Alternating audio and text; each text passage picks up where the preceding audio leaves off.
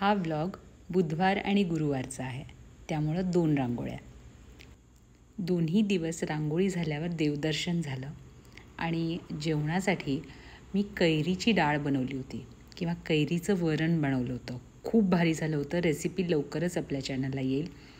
आज मसूरचा सार बनवला होता, ज्याची रेसिपी सुपर हिट झाली आहे. काल मी रिचक्राचे काही मस्त प्रोडक्ट्स पाहिले. तुम्ही सांगू शकाल का हे प्रोडक्ट्स कशापासून बनले असतील? याचं रील उद्या अपलोड होतं आहे. काल माझ्या फ्रेंडनी मला हे भोकराचं लोणचं पाठवलं होतं.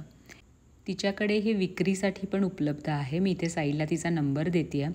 आज कल्पना मॅडमचा वाढदिवस होता आणि आम्ही सगळ्यांनी हा वाढदिवस सेलिब्रेट केला. खूप दिवसांनी आम्ही सगळे एकत्र आलो. खूप मजा आली. आणि हो, कोल्हापुरी सिरीजमधला कोल्हापुरी पारंपरिक दागिन्याचा व्हिडिओ तुम्ही पाहिला का? तुम्हाला आवडला का? मला कमेंट बॉक्समध्ये सांगा.